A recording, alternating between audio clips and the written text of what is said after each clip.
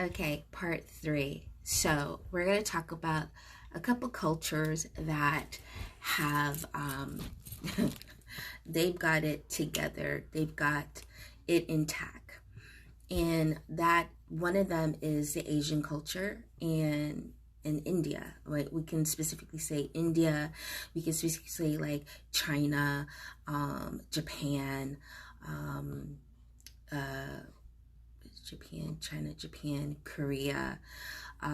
So we have a few that we can look at. I know more of the Indian side because I'm part Indian, so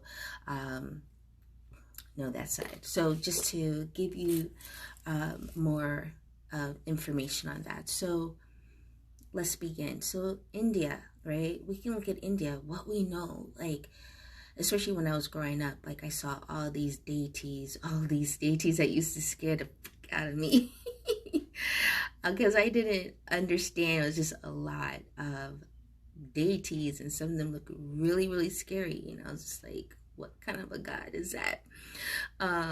But as I got older and dove in more to that side and things that my mom showed and other relatives on that side of the family, and then I just ran with it. I just became more curious. So what they have, they are so connected to the culture. They're so connected.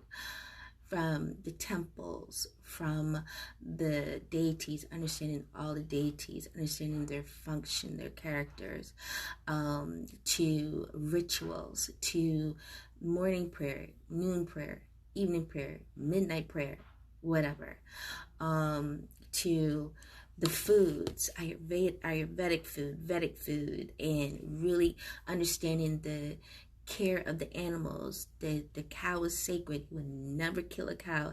Hell no, you don't kill cows. Cows are the mother of the land. The milk that pours from her not only nourishes her cow, but it nourishes her calf, but nourishes the earth itself. Like, when I say sacred, you would never kill a cow. Over here in the West, chop, chop, chop, chop. Like, have no type of consideration, no remorse, no anything, no care. That's what happens when you have no culture. You take everything in sight like it's nothing. You don't have no feelings, no connection.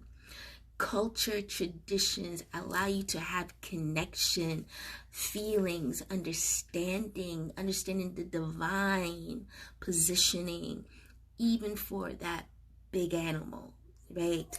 And what their purpose is, you know. Hold on one sec. Okay, so let's continue. So what was I saying? Sorry. So the sacredness of the animals, the tradition, when you have culture, you start seeing beyond just the physical. You see that I have a connection to this animal. I have a connection to this tree. I have a connection to this herb. I have a connection to this family member, that family member. I receive whatever information through that ancestor. That ancestor brings information. That ancestor brings deity, and through the deity, that deity has information and guidance, and it goes beyond.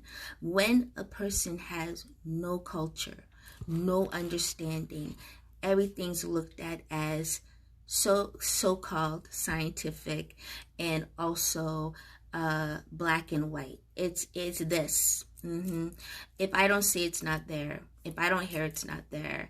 It doesn't exist. You need to stop. That's bad. You need to stop this. People of color, especially black people, African descendants, is the only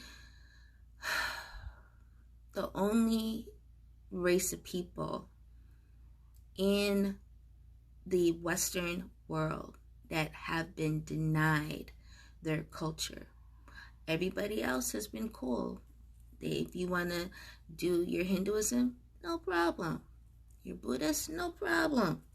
You have certain things and decrees you do, no problem. But for Africans, if we're doing something that